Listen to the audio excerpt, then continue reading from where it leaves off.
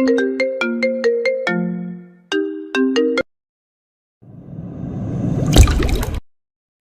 জলদি নাস্তা দাও, আজকে অফিসে তাড়াতাড়ি যেতে হবে। নতুন এমডি জয়েন করেছে। তুই টেবিলে বস, আমি নাস্তা নিয়ে আসছি। আচ্ছা, এর মধ্যেই আমার পরিচয়টা দিয়ে দিই। আমি নুসরাত জাহান মাহি, সবাই আমাকে মাহি বলে ডাকে। আর আমি খুব সুন্দর আর শান্ত স্বভাবের মেয়ে, তাই বলে সবাই। আমার ছোট্ট একটা পরিবার, সেখানে আমি আর আমার মা থাকি। আমার বাবা আমাদের সাথে থাকেন না। আমার যখন 5 বছর বয়স, তখন বাবা আমাকে ডিভোর্স দিয়ে অন্য কাউকে বিয়ে করেন। ভালোবেসেই বিয়ে করেছিল তারা দুজন, কিন্তু সম্পর্কটা টেকেনি। সেই থেকেই মা আমাকে নিয়ে একা থাকেন। অনেক বিলাসিতায় বড় করেছেন আমায়। কখনো কষ্ট কি জিনিস আমায় বুঝতে দেননি, কারণ মায়ের পাশে আমার নানু বাড়ির সাপোর্ট ছিল। থাক, অনেক কিছু বলে ফেললাম। আমাকে এখন খাবারটা তো খেতে হবে। নে ধর, পুরোটা খাবি কিন্তু। প্রতিদিন তো হাফ খেয়ে চলে যাস। মা, আজকে তো আরো জলদি যেতে হবে। নতুন এমডি আসবে, আর আমি তার পিয়ে। তাড়াতাড়ি না গেলে কি হয়? তাই বলে কি না খেয়ে যেতে হবে নাকি? আর দিন দিন যা ফিগার বানাচ্ছিস, কিছুদিন পর তোকে চোখেও দেখা যাবে না। আহা মা, স্লিম না থাকলে আমি কাজ করব কিভাবে বলো? আর মোটা হয়ে গেলে ছেলেরা যদি আমার দিকে না তাকায়। আচ্ছা, আমার খাওয়া শেষ, আমি আসি, তুমি খেয়ে নিও। আচ্ছা, সাবধানে যাস। উফ, তাও অনেকটা লেট হয়ে গেল। না জানি নতুন এমডি কেমন হবে। ভাবতে ভাবতেই অফিসে পৌঁছে গেলাম। Good morning ma'am. Good morning everyone. আরে মাহি, তুমি এত লেট কেন? এমডি সাহেব অলরেডি চলে এসেছেন। তাড়াতাড়ি এসো, ওয়েলকাম করতে হবে। হ্যাঁ চলো, আসলে জ্যামে আটকে গিয়েছিলাম, তাই এতটা লেট হলো। দেখে দেখে আজকেই তোমাকে জ্যামে পড়তে হলো। শুনেছি নতুন এমডি নাকি খুব কড়া মেজাজের লোক। ও তাই নাকি? এই ওয়েট ওয়েট, ওনার নামটাই তো জানা হয়নি। নামটা কি? এখন পর্যন্ত নামটাই জানো না? হ্যালো এভরিবডি, আমি আশফি চৌধুরী, আপনাদের নতুন MD. Welcome sir. Welcome sir. আমি আপনার কথা শেষ করার আগেই মিস্টার আশফিক কথা বলা শুরু করলেন। আমি যেহেতু এখানে নতুন, তাই আমি আপনাদের সকলের সাহায্য কামনা করব। ম্যানেজার সাহেব, আপনি আমার চেম্বারে আসুন। Okay sir. ওয়াও, আমাদের আসিফ স্যার তো পুরাই হিরো। এত ইয়ং, স্মার্ট আর ড্যাশিং, আমি তো পুরো প্রেমে পড়ে গেলাম। সেটা তো ঠিক আছে, কিন্তু বিহেভিয়ারটা এমন কেন? আমি ওয়েলকাম করলাম, আর আমাকে কিভাবে অ্যাভয়েড করলো? আগেই বলছিলাম, উনি একটু কড়া মেজাজের মানুষ।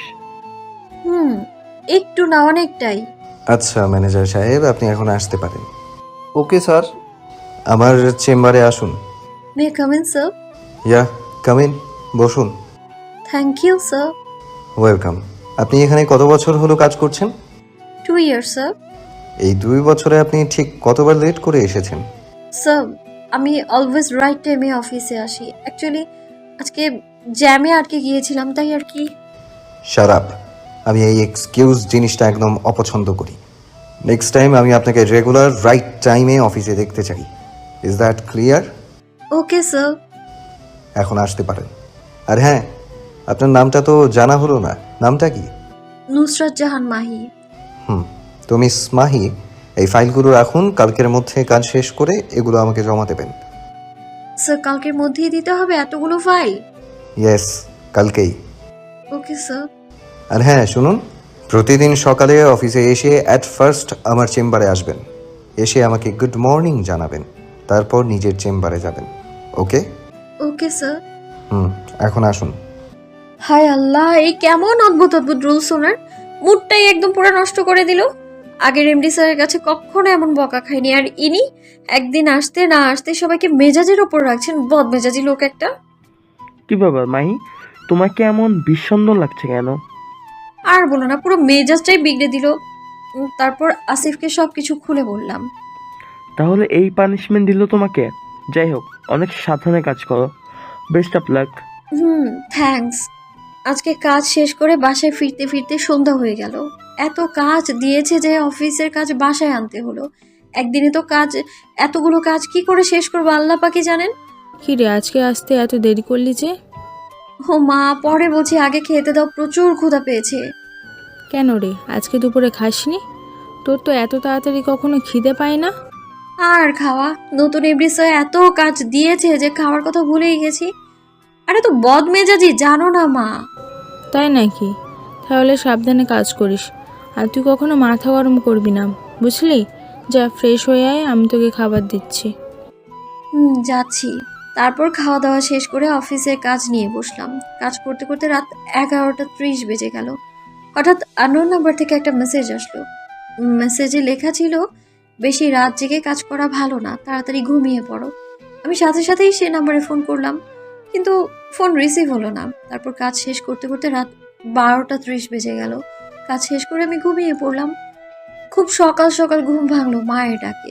উঠে জলদি নাস্তা করে অফিসের উদ্দেশ্যে বেরিয়ে পড়লাম। অফিসে ঢুকেই শুনি সবার মুখে একই টপিক, স্যার কত সুন্দর, কত লম্বা, কি সুন্দর চোখ, চোখ দেখলেই প্রেমে পড়ে যাওয়ার মতো অবস্থা, ঠোঁটটা কত লাল, গায়ের রংটা কত ফর্সা, আর হেয়ার স্টাইলটা তো বলারই প্রয়োজন নেই। সবার ভেতরে আমি বলে উঠলাম, একটু বেশি বেশি হয়ে যাচ্ছে না? মাহি, বিশ্বাস করো আমি বাস্তবে এত সুন্দর ছেলে কখনো দেখিনি। হ্যাঁ, তো এখন দেখো। আচ্ছা, ছেলে মানুষ যদি মেয়েদের থেকে এত সুন্দর হয়, তাহলে মেয়ে মানুষের সুন্দর হওয়ার কোনো প্রয়োজন আছে? ম্যাম, আশফি স্যার আপনাকে ডাকছেন। হ্যাঁ, যাও, আসছি। আসতে না আসতেই ডাক পড়ে গেল, অসহ্য। আসবো স্যার? আসুন। আপনাকে কাল আমি কি বলেছিলাম? কালকে আমাকে কি বলেছিলেন স্যার? ও হ্যাঁ, মনে পড়েছে। Good morning sir. Sorry sir, একদম ভুলে গিয়েছিলাম। আমি কাজগুলো শেষ করেছি, এই যে স্যার। আপনার সাহস হয় কি করে আমার কথা অমান্য করার? আপনার কথা ছিল অফিসে এসে সবার আগে আমাকে মর্নিং জানানো, সেটা না করে আপনি স্টাফদের সাথে গল্প করতে দাঁড়িয়ে গেছেন। আর হবে না স্যার, আমার সত্যি অনেক বড় ভুল হয়ে গেছে। আপনি আমার চোখের সামনে থেকে সরে যান, যান বলছি। মন খারাপ করে বাইরে চলে আসলাম, নিজের চেম্বারে চলে গেলাম। সকাল থেকেই মনটা খারাপ হয়ে গেল। বসতে না বসতেই ফোন আসলো। হ্যালো, নুসরাত মাহি বলছি। ওকে স্যার, আশফি স্যার ফোন করেছেন, চেম্বারে যেতে বলছেন। ও আল্লাহ, এই তো আসলাম, এখনই আবার ডাক পড়লো। দরজায় নক করতেই ভেতর থেকে বললেন উনি ভেতরে যেতে। ঢুকলাম ভেতরে। মিস মাহি, আমার জন্য এক কাপ চা আনুন। হোয়াট? আমি চা আনবো? চা আনার জন্য তো ও just shut up, you are my personal assistant. So আমি অফিসে থাকাকালীন আমার সব রকম ব্যক্তিগত বিষয় আপনাকেই দেখতে হবে। আর যদি সেটা না পারেন তাহলে রেজিগনেশন লেটার দিতে পারেন। নো স্যার, আমি এখনই বানিয়ে আনছি। স্যারকে চা বানিয়ে দিয়ে আমি চলে আসলাম আমার চেম্বারে। মনটা খুবই খারাপ হয়ে গেল আমার। তারপর অনেক কষ্টে নিজের কাজে মনোযোগ দিলাম। কাজ করার সময় চুলগুলো বারবার সামনে আসছিল, তাই চুলগুলো যখন বাঁধতে গেলাম তখন খেয়াল করলাম স্যার আমার দিকে এক দৃষ্টিতে তাকিয়ে আছে। আমি দেখার সাথে সাথে উনি চোখ ফিরিয়ে নিলেন। আমার তো ডাউট হচ্ছে একজন পিএর ডিউটির মধ্যে আদৌ কি এমন ধরনের কাজ পড়ে। আমি তার কাছে গিয়ে স্যুটটা পরিয়ে দিলাম তাকে। তো বাকি যে কাজগুলো আছে সেগুলো কাল আমাকে কমপ্লিট করে দেবেন। এখন আসতে পারেন। বেরিয়ে আসলাম। উফ, সারাটা দিন এই গন্ডারটার সামনে বসে কাজ করতে করতে টায়ার্ড আমি। তারপর অফিস থেকে বেরিয়ে পড়লাম। সামনে গিয়ে ট্যাক্সি সিএনজি ধরতে হবে, তাই হাঁটতে শুরু করলাম। কিছু দূর যেতেই মনে হলো কেউ আমার পেছন পেছন আসছে। পেছনে ঘুরে তাকালাম, কিন্তু কাউকেই দেখতে পেলাম না। মনের ভুল ভেবে সামনে একটা ট্যাক্সি পেয়ে উঠে গেলাম। বাসায় পৌঁছানোর পর ফ্রেশ হয়ে হালকা নাস্তা করে বিছানায় গিয়ে একটু গা এলিয়ে দিলাম। তারপর মা রুমে এসে আমার উপর চিৎকার করে শুরু করলো। বলল, কি রে, তুই কি দিন দিন নাস্তিক হয়ে যাচ্ছিস? আজ 2 দিন দেখছি এক ওয়াক্ত নামাজ কালাম পড়িস না, ব্যাপারটা কি? মা, সবকিছু ওই গন্ডারটার জন্য হচ্ছে। এত পরিমাণ কাজের চাপ দিচ্ছে যে আমি টয়লেটে যাওয়ার সময়টাও পাচ্ছি না। চুপ কর পাজি মেয়ে, আমি এসব কিছু শুনতে চাই না। কাজের জায়গায় কাজ আর নামাজ কালামের জায়গায়। নামাজ কালাম? ঠিক আছে মা জননী, তাই হবে। এবার অন্তত একটু রেস্ট দাও। নে, তুই তো এখন একটু আমাকেও সময় দিস না। মন খারাপ করে চলে গেল মা। সত্যিই তো, কাজের চাপে এখন মাকেও ঠিক মতো সময় দেওয়া হয় না। বেচারি সারাদিন একা থাকে বাড়িতে। এত বলি যে একটু পাশে পাশে আন্টির সাথে গিয়ে গল্প করো, সেটাও শুনবে না। মাকে নিয়ে যে কি করি ভাবছি। এই ফ্রাইডেতে মাকে নিয়ে ঘুরতে বেরোবো। রেস্ট নিয়ে উঠতেই এশার নামাজ পড়লাম। তারপর মা খেতে ডাকলো। খেতে বসে আমি আর মা কথা বলছি। মাহি, কাল একবার আমার সাথে এতিমখানায় যেতে পারবি? কিভাবে যাব মা? কাল তো অফিস আছে, নতুন এমডি স্যার ছুটি দেবে না তো। ও আচ্ছা, ঠিক আছে, তাহলে আমি একাই যাব। আমি যেতে পারতাম, কিন্তু ইচ্ছে করেই না বললাম, কারণ আমি জানি মা কেন যাবে। প্রতি বছরে 2বার মা এতিমখানার বাচ্চাদের খাওয়ায়, আমার জন্মদিনে আর ওই লোকটার জন্মদিনে। আমি বুঝি না এত কিছুর পরেও মা ওই লোকটাকে এখনো কিভাবে এত ভালোবাসে। আমার বুদ্ধি হবার পর থেকে ওই লোকটাকে কখনো বাবা বলে ডাকিনি, কিন্তু তবুও মাকে কখনো আমি বাধা দিইনি, কারণ সে জীবনে অনেক কষ্ট পেয়েছে। তাই মা যেভাবে ভালো থাকতে পারে আমি তাকে সেভাবেই ভালো থাকতে দিই। খাওয়াটা শেষ করে শুতে চলে গেলাম। মায়ের কাছে গেলাম না, কারণ সে এখন একা থাকতে চাইবে। আজকে রাতে খুব শান্তির ঘুম দিলাম, তাই খুব ভোরে ঘুম ভাঙলো আমার। ঘুম থেকে উঠে ফ্রেশ হয়ে ফজরের নামাজ আদায় করলাম। নামাজ শেষে মায়ের ঘরে গেলাম, দেখলাম মা বসে কোরআন শরীফ পাঠ করছে। আমি বসে শুনছিলাম। পাঠ শেষ হলে মায়ের সাথে বসে কিছুক্ষণ গল্প করলাম। তারপর মা নাস্তা রেডি করলো, আর আমি নাস্তা শেষ করে অফিসে চলে আসলাম। আর মা দুপুরে এতিমখানায় যাবে বাচ্চাদের খাওয়াতে। ভাবছি বুলডগটা আজকে আর কি কি করাবে আমায় দিয়ে। তারপর নিজের ডেস্কে চলে গেলাম। Good morning sir. সে ফোনে কথা বলছিল, আমার দিকে বিরক্তির দৃষ্টিতে কিছুক্ষণ তাকিয়ে দেখে তারপর বললেন মর্নিং। কথাটা বলে শেষ করে হোয়াট ইজ দিস? দেখতে পাচ্ছিলেন যে ফোনে কথা বলছিলাম, তাহলে কথা বলা শেষ হওয়ার পর আপনার মর্নিং বলা উচিত ছিল। স্যার, আপনি তো বলেছিলেন যে আমি অফিসে এসে প্রথমেই যেন আপনার রুমে ঢুকে আপনাকে গুড মর্নিং বলি। রেগে কিছু বলতে গিয়েও থেমে গেলেন। যান এখান থেকে। Okay sir. দাঁড়ান, বসুন। এখানে অফিসের কিছু রুলস রয়েছে যেটা কাল থেকে সবাইকে মেনটেন করতে হবে, আর সেটা দেখার দায়িত্ব আপনার। আজকে সবাইকে জানিয়ে দিন। Okay sir. কাগজটার দিকে তাকিয়ে বললাম, ছেলে মেয়ে উভয় স্টাফকেই কি ব্ল্যাক আর হোয়াইট প্যান্ট শার্ট পরতে হবে? ইয়েস, সবাইকেই। অবশ্য কিছু আনকালচার্ড থাকতে পারে, তাদের জন্য অনেকটা কষ্টকর হতে পারে, কিন্তু তাও সবাইকে এগুলোই ফলো করতে হবে। কথাটা নিশ্চয়ই উনি আমাকে বললেন। উনি কি ভাবেন আমি আনকালচার্ড? আমি কতটুকু কালচার সেটা আমি ওনাকে দেখিয়ে দিব। আমি বাইরে চলে এসে সবাইকে জানালাম। এটা কি করে সম্ভব? আমরা যারা 2 থেকে 3টা বাচ্চার মা, তারা কিভাবে এগুলো পড়বো? ফরেনের কান্ট্রি থেকে পড়াশোনা করছেন, তার জন্যই আর কি এরকম। আর তাছাড়া আমাদেরও তো এগুলো শিখতে হবে, কারণ আমাদের কোম্পানির শাখা এখন বাইরের কান্ট্রিতেও থাকছে। তাদের সাথে ওঠা বসা করার জন্যই আমাদের এগুলো শেখা জরুরি। এখন সবাই কাজে যাও, কাল থেকে রুলসগুলো সবাই ফলো করবে। আমি আমার চেম্বারে এসে কাজ শুরু করলাম। যাক, এই সুযোগে মহারানীকে একটু মডার্ন ড্রেসে দেখতে পারবো।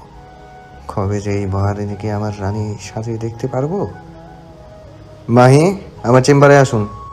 5 মিনিটও হয়নি বসেছি, অসহ্য। উফ। ওনার রুমে ঢুকলাম। Yes sir. আমার জন্য 1 কাপ চা করুন।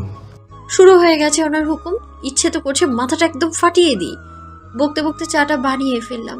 এই নিন, ধরুন। দিন। এটা কি চা নাকি গ্লুকোজ? এত মিষ্টি কেন? ধরুন। আপনি কি মেয়ে মানুষ নাকি অন্য কিছু? 1 কাপ চাও ঠিক মতো বানাতে পারেন না? কি এত বড় কথা! এবার আমার নারীত্ব নিয়ে কথা বলছে, তাই আর চুপ থাকতে পারলাম না। আপনার কি কোনো ডাউট আছে? থাকলে ক্লিয়ার করতে পারেন। কথাগুলো বলেই জিভে কামড় দিলাম। হায় আল্লাহ, কি বললাম আমি এটা? ছি ছি। স্যার আমার দিকে অবাক হয়ে তাকিয়ে আছে। লজ্জায় চায়ের কাপটা হাতে নিয়ে বেরিয়ে আসলাম। ছি ছি ছি, এটা কি বলে ফেললাম আমি? শালা গন্ডারটার জন্য আমার মাথা নষ্ট হয়ে গেছে। বলতে বলতে চায়ের কাপে চুমুক দিলাম, অনুমনস্ক হই। ছি, ওনার খাওয়া চা আমি খাচ্ছি। আসলেই তো চাটা একদম শরবতী মনে হচ্ছে। সব ওনার জন্যে। তখন ওনাকে বকতে বকতে 4 চামচ চিনি দিয়ে ফেলেছি। উফ আল্লাহ, ওনার জন্য আমি পুরো পাগল হয়ে যাব। না চাচু, আমি আর ওখানে যেতে চাই না। ওখানে গেলে যে আমার সেই ভয়ঙ্কর দিনগুলোর কথা মনে পড়ে। ওই স্মৃতিগুলো মনে পড়লে আমার চারপাশ অন্ধকার লাগে। আমি সহ্য করতে পারি না। তুমি যাও, গিয়ে সব কিছু দেখে শুনে আসো। ঠিক আছে, রাখছি। স্যারকে কালকের ফাইলগুলো দেওয়ার জন্য স্যারের রুমে এসেছি। দেখলাম উনি কারোর সাথে ফোনে কথা বলছিলেন। আমার দিকে যখন তাকালো তখন দেখলাম চোখ দুটো লাল হয়ে আছে। রাগে লাল হয়ে আছে নাকি কান্না করার জন্য লাল হয়ে আছে বুঝতে পারলাম না, কিন্তু চোখ থেকে এখনো পর্যন্ত পানি পড়েনি। ও মাই আল্লাহ, আমি তো রুমে ঢোকার সময় নক করে ঢুকিনি। এই জন্য না জানি এখন আবার কি বলে। তবে ওনার মুখ দেখে তো মনে হচ্ছে না উনি রেগে আছেন। যেভাবে আমার দিকে তাকিয়ে আছে তাতে তো মনে হচ্ছে চোখ দুটো তো অনেক কথা জমে আছে, যেটা উনি আমায় বলতে চাচ্ছে। ধুর, কি সব ভাবছি আমি এগুলো। মাহি, তোমাকে যদি জড়িয়ে ধরে অনেকক্ষণ কান্না করতে পারতাম তাহলে হয়তো একটু হলেও শান্তি পেতাম। ওহ, ও তো অনেকক্ষণ ধরে দাঁড়িয়ে আছে। বসো মাহি। এটা কি শুনলাম আমি? উনি আমাকে এত সুন্দর করে তুমি বলে বসতে বলছে? হায় আল্লাহ! কি হলো, হা করে দাঁড়িয়ে আছো কেন? ও হ্যাঁ স্যার, অ্যাকচুয়ালি কালকে ফাইলগুলোর কারেকশন করা হয়ে গেছে, সেগুলোই দিতে এসেছি। এই যে। হ্যাঁ দাও। ঠিক আছে। ওকে স্যার, আসছি। না জি। না, কিছু না, যাও। Okay sir. বেরিয়ে আসলাম। কি হলো কিছু বুঝতে পারলাম না। আজকে ওনাকে এমন কেন লাগলো? তবে ওনাকে যতটা কঠোর ভেবেছিলাম অতটাও নন উনি। স্যারকে দেখলাম ওনার রুম থেকে বেরিয়ে ম্যানেজারের সাথে কি একটা কথা বলে বেরিয়ে গেলেন। ভালো লাগছে না আর কিছু? অফিস থেকে বেরিয়ে এসে চাচুকে ফোন করলাম। হ্যালো চাচু। হ্যাঁ বাবা বল। চাচু, আমি সেদিনই ওখানে যাব যেদিন অসমাপ্ত কাজের সমাপ্ত করতে পারবো আর তাদের উপযুক্ত শাস্তি দিতে পারবো। আমিও সেই প্রতীক্ষাতে আছি বাবা, রাখছি। কাজ শেষ করে বাসায় ফিরলাম। এসে দেখলাম মা বসে আছে। মনে হলো মা মাত্রই এসেছে। মা, তোমার আসতে এত দেরি হলো যে? আর বলিস না, রাস্তায় এত পরিমাণ জ্যাম, কতক্ষণ যে বসেছিলাম গাড়িতে। তুমি যাও, ফ্রেশ হয়ে কিছু খেয়ে নাও। আমিও যাচ্ছি, তারপর রাতে খেতে বসে কথা বলছি। তুই একটু সাবধানে চলাফেরা করিস তো মা, আমার কিছুদিন ধরে কেমন যেন অস্থির অস্থির লাগছে তুই বাইরে গেলে। তোমার তো শুধু আমাকে নিয়ে যত বাজে চিন্তা। অকারণে এত টেনশন করে বলেই তো কিছুদিন পর পরই অসুস্থ হয়ে পড়ো তুমি। না রে, তুই বুঝবি না। তারপর আজকের কি হয়েছে জানিস? বাসায় ফেরার সময় মনে হলো কি আমার পিছু নিয়েছে। পুরো রাস্তা আসার সময় এরকম মনে হয়েছে। মার কথা শুনে আমারই এখন চিন্তা হচ্ছে। আমারও তো কিছুদিন এরকম মনে হচ্ছে। যাই হোক, বাকি আমার বিষয়টা কিছুই বললাম না, নইলে আবার বাড়তি টেনশন করবে। খাবার খেয়ে রুমে এসে কালকে পরে যাওয়ার জন্য প্যান্ট আর শার্টটা ন্যারো করলাম। তারপর ল্যাপটপে কিছু কাজ করে শুয়ে পড়লাম। সকালে উঠে অফিসের জন্য রেডি হচ্ছিলাম। মা তো আমাকে দেখে রেগে আগুন। মাহি, তুই আবার এসব ড্রেস পরা শুরু করেছিস? এগুলো পরে তুই একদম অফিসে যাবি না বলে দিলাম। মা মডার্ন ড্রেস আপ একদমই পছন্দ করে না। মা, এগুলোকে আমি ইচ্ছে করে পরেছি নাকি? স্যার নতুন নিয়ম করেছে, আজ থেকে এগুলো সবাইকে পরে অফিসে যেতে হবে। তোর এই নতুন শার্টটাকে আমার একদম ভালো লাগছে না। আজকালকার ইয়াং জেনারেশনের ছেলেদের মতো মেয়েদের টাইট ফিটিং ড্রেস দেখতে খুব মজা লাগে। তুই কিন্তু সাবধানে থাকবি। একদম ঠিক বলেছ। আচ্ছা মা, এখন আমি আসি। আজকে খুব স্মার্ট হয়ে সেজে গুজে অফিসে আসলাম। সবাই আমাকে কেমন হাঁ করে দেখছে, বুঝতে পারছি আমায় অনেক সুন্দর লাগছে দেখতে। আরে মাহি নাকি? আজকে তো তোমার চোখ থেকে সরাতে পারছি না, পুরো প্রেমে পড়ে গেলাম। হয়েছে হয়েছে, এখন অফ যাও। আর থ্যাঙ্কস। এখন যাচ্ছি বুলডগের চেম্বারে, তাকে দেখাতে যে আমি কতটুকু কালচার। Good morning sir. উনি বসে একটা ফাইল দেখছিলেন। Good morning. উনি আমাকে মর্নিং বলার সময় একবার তাকিয়ে মাথা নিচু করতে গিয়ে আবার দ্বিতীয়বার তাকালেন। বুঝতে পারলাম অবাক হয়েছে, মজাও পেলাম ভীষণ। কিন্তু উনি আমার দিকে তাকিয়ে কেমন শয়তানি মুচকি হাসিয়ে দিলেন। বুঝতে পারলাম না কি জন্য এটা। বাহ, দেখতে তো বেশ লাগছে, কিন্তু ও কি জানি এই ড্রেস আপ পরার রুলটা আমি কেন করেছি? জানতে পারলে বাচ্চাটা হয়তো ভুলে এগুলো পরে আসতো না। মাহি, আমাকে এক গ্লাস পানি দিন তো। আমাকে দেখে নিশ্চয়ই বিষম খেলো। দিচ্ছি স্যার, এই নিন। গ্লাসটা আমাকে দেওয়ার সময় ইচ্ছে করেই ওর হাতে ধাক্কা দিলাম যাতে পানিটুকু আমার শার্টে এসে পড়ে, আর সেই বাহানায় ও আমার কাছে আসবে শার্টটা পরিষ্কার করে দিতে। এটা কি করলে? এতটা কেয়ারলেস তুমি কি করে হও? অস্বচ্ছ, মুছে দাও। এটা কি হলো? ওনার ধাক্কা লেগে তো পানিগুলো পড়লো আর আমাকে বকা দিল, বেটা খাটাইস কোথাকার। জি স্যার, দিচ্ছি। আমি পরিষ্কার করে দিচ্ছি। আর উনি গরুর মতো চোখ করে আমার দিকে তাকিয়ে আছে। উফ, আর নিতে পারছি না। ওনার জন্য আমার জীবনটা পুরো টিস্যু পেপার হয়ে যাচ্ছে। হয়েছে স্যার। এখন যাও এখান থেকে। চলে আসলাম। ধুর, আর ভালো লাগলো না। প্রতিদিন সকাল সকাল ওনার ঝাড়ি আর নিতে পারছি না আমি। আমি জানি তোমার খুব খারাপ লাগছে মাহি, কি করব বলো, আমার মেজাজটাই যে এমন। কি খবর মাহি, দিনকাল কেমন যাচ্ছে? চোখের সামনে ফানি শো দেখতে পাচ্ছ না? Funny show? ও হ্যাঁ, বুঝতে পেরেছি। আসিফ আমাকে বলেছে, কি আর করার, বস মানুষ, সহ্য তো করতেই হবে। তবে তোমার জায়গায় আমি হলে স্যারকে ইমপ্রেস করার চেষ্টা করতাম। আরে মানুষ মানুষকে ইমপ্রেস করতে পারে, কিন্তু মানুষের একটা গন্ডারকে কি করে ইমপ্রেস করব? দারুণ বলেছ। তবে অনেক সময় যে যেমন তার সাথে তেমনই করতে হয়। কিভাবে? উফ মাহি, সবকিছুই কি ভেঙে বোঝাতে হবে? আমি আসছি। আরে নীলা, যা চলে গেল। কিন্তু কি বলে গেল ও? যে যে যেরকম তার সাথে তেমনই করতে হয়। বুঝতে পেরেছি। ও থ্যাংক ইউ ডিয়ার। আজ থেকেই গন্ডারটার ট্রিটমেন্ট শুরু। লাঞ্চ টাইমে গন্ডারটার ফোন আসলো, নিশ্চয়ই খাবার সার্ভ করে দেওয়ার জন্য ডাকছে, তাই আগে থেকেই তার ব্যবস্থা করে রেখেছিলাম। স্যার রুমে চলে গেলাম। স্যার আসবো? এসো। আর খাবারটা? সার্ভ করে দেবো, তাই তো এক্ষুনি দিচ্ছি স্যার, আপনি বসুন। এবার আমাকে দিয়ে খাবার সার্ভ করানোর ঝাল টের পাও একদম। ওয়েট, প্রত্যেকটা আইটেমে এত পরিমাণ ঝাল দিয়েছি যে সারাদিন পানি খেলেও কাজ হবে না। নিন স্যার, শুরু করুন। অদ্ভুত, আজকে বলার আগেই করা শুরু করে দিল। তাহলে বাচ্চাটার অভ্যাস হয়ে যাচ্ছে। গুড, তুমিও বসো আমার সাথে। না না, আমি খাবো না। রাগে চোখে তাকালো আমার দিকে। আসলে মা খাবার দিয়ে দিয়েছে, ওগুলো না খেলে তো মা বকবে। আপনি খান না। হ্যাঁ, বাচ্চা মানুষ তো, তাই না? খেলে মা বকবে? ঠং। ঠিক আছে ঠিক আছে, যান। ওহ আল্লাহ, বড় বাঁচা বেঁচে গিয়েছি। চলে আসলাম আমার ডেস্কে। এখন তো শুধু দেখার অপেক্ষা কিভাবে ঝালে বুলডগটা ডান্স দেয়, সেটাই তো দেখবো এখন। উফ, তরকারিটা এত পরিমাণ ঝাল হয়েছে যে মুখ পুরো জ্বলে শেষ হয়ে যাচ্ছে। এটা আর খাওয়া যাবে না, অন্যগুলো খাই। আর সহ্য করতে পারছি না, প্রত্যেকটা আইটেমে এত ঝাল। আজ বাড়ি গিয়ে শেফের কপালে দুঃখ আছে। মাগো, মরে যাব, পানি খেয়েও কোনো কাজ হচ্ছে না। উঠে দাঁড়িয়ে পেছনের গ্লাসে হাত দিয়ে মাথা ঠেকিয়ে দাঁড়ালাম। গ্লাসে মাহিকে দেখা যাচ্ছে, কিন্তু মাহি আমার দিকে তাকিয়ে এভাবে হাসছে কেন? আমি সামনে ঘুরে তাকালাম, ও সাথে সাথে চোখ ফিরিয়ে নিল। তার মানে ওই কি? আমার আর বুঝতে বাকি রইল না।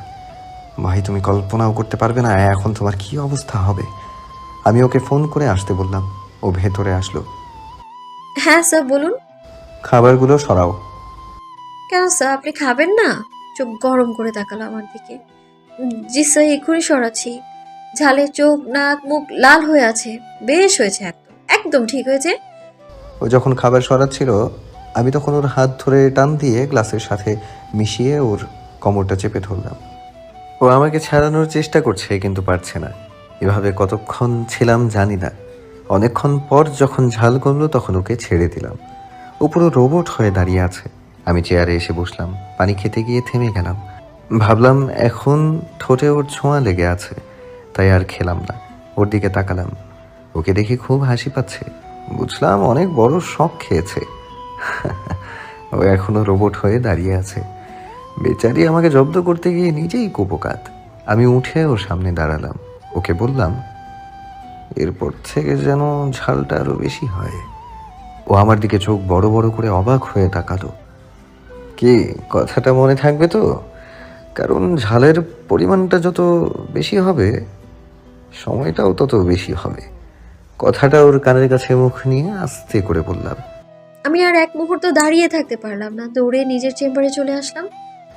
ইস, বাচ্চাটা খুব লজ্জা পেয়েছে। এটা তো শুরু মাত্র ডিয়ার। এরপর থেকে যে আরো কত রোমান্টিক অত্যাচার সহ্য করতে হবে, ইউ হ্যাভ নো আইডিয়া। না, এইভাবে আর সহ্য করা যায় না। উনি ওনার লিমিট ক্রস করে ফেলেছে। আজকে আমি আমার চাকরি ছেড়ে দিব। কি ব্যাপার, ও কি রেজিগনেশন লেটার লিখছে? সেরকমই তো মনে হচ্ছে, কিন্তু ওকে তো এখান থেকে যেতে দেওয়া যাবে না। কিভাবে ওকে আটকানো যায় বুঝতে পারছি না। আচ্ছা, আগে আসুক। দরজায় নক করলাম। যখনই ওনাকে বলতে যাব তখনই উনি বলল, এখনকার সময় যখন তখন ভালো জব পাওয়া খুবই টাফ। তার উপর বছরের মাঝামাঝি সময়। বাই দ্য ওয়ে, তুমি বাসায় তোমার মাকে কি বলবে, কি জন্য চাকরিটা ছেড়েছো? সত্যিই তো, যে কোম্পানিতে 2 বছর ধরে চাকরি করছি সেটা আজ আমি কেন ছাড়লাম? প্রশ্ন করলে কি বলবো তখন? আর মিথ্যেও বলতে পারবো না, চাকরিটা ছাড়লে কোনো প্রবলেম ছিল না, কারণ নানু এমনিতেই আমাদের দায়িত্ব নিতে চায়, কিন্তু মা সেটা চায় না। তাই আমাকে চাকরি করে মাকে নিয়ে আলাদা থাকতে হয়। আর কিছুই করার নেই, চাকরিটা করতেই হবে। ওনাকে কিছু না বলে রুম থেকে বেরিয়ে আসলাম। ওহ, যাক, তাহলে আটকাতে পারলাম। আরে কাঁদতে কাঁদতে বাচ্চাটা চোখ মুখ একদম ফুলিয়ে ফেলেছে। ওকে এখন একটু ইজি করতে হলে বাইরে নিয়ে যেতে হবে। আর এমনিতেও বাইরে একটা কাজ আছে, সেখানে যেতে হবে, ওকে সাথে নিয়ে যাব। এখন আমার সত্যি মরে যেতে ইচ্ছে করছে। এরকমটা হবে আমি কখনো কল্পনাও করতে পারিনি। ফোন আসলো, চোখ মুখ মুছে ফোনটা পিক করলাম। Hello, Mahi speaking. আমার চেম্বারে এসো। কিছু না বলে ফোনটা রেখে দিলাম, তারপর নিজেকে কন্ট্রোল করে ওনার রুমে গেলাম। বাইরে থেকে 2জন ক্লায়েন্ট আসবে, একটা হোটেলে মিট করতে যাব, জরুরি মিটিং আছে, সেখানে তোমাকে আমার সাথে যেতে হবে। হুম। ওখানে একটা ফাইল আছে, ওটা নাও, আর আমাকে স্যুটটা পরিয়ে দাও। এবার পায়ের রক্ত মাথায় উঠে যাচ্ছে, কিন্তু কিছু বলতে পারছি না। রাগে চোখ গরম করে ওনার দিকে তাকিয়ে আছি। কি হলো? কিছু না বলে স্যুটটা পরিয়ে দিলাম, তারপর ওনার সাথে বেরিয়ে পড়লাম। রহিম, তোমাকে এখন ড্রাইভ করতে হবে না, আমি নিজেই করব, তুমি থাকো। আমি সিটে গিয়ে বসলাম। মাহি অন্যমনস্ক হয়ে দাঁড়িয়ে আছে, তাই জোরে হর্ন দিলাম। ও চমকে উঠল। গাড়ির হর্নের আওয়াজ পেয়ে পেছন সিটে বসতে গেলাম, হঠাৎ করে উনি গাড়ির টান দিয়ে চলে গেল। এবার আমার মেজাজটা আবার চরমে উঠে গেল। কি হলো এটা? উনি বারবার আমায় এভাবে হ্যারাস কেন করছে?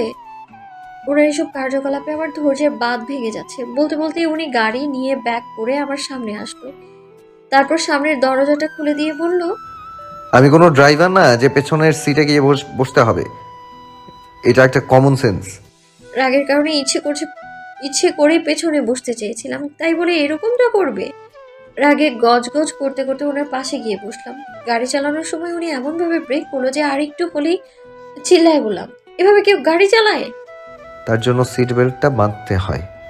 ওহো, আমি সিট বেল্ট বাঁধিনি, নিজেই লজ্জা পেলাম। তারপর নামি দামি একটা হোটেলে ঢুকলাম। আগে থেকেই টেবিল বুক করা ছিল, সেখানে গিয়ে বসলাম। ওয়েটারকে ডেকে একটা কোল্ড কফি আর একটা হট কফি অর্ডার করলো। আজব ব্যাপার, উনি কি কোল্ড কফিটা আমার জন্য অর্ডার করলেন? আমি তো কোল্ড কফি খাই, আর কোথাও গেলে তাড়াতাড়ি করে গরম চা কফি খেতে পারি না। খেতে দিলেও সেটাকে ঠান্ডা শরবত করে এক চুমুক দিয়ে গিলে খাই। ওয়েটার কফি নিয়ে আসলো। আমি দেখতে চাচ্ছিলাম উনি আমাকে কোন কফিটা দেয়। আরে, উনি তো আমাকে কোল্ড কফিটাই দিলেন। অদ্ভুত তো, উনি কিভাবে জানলো?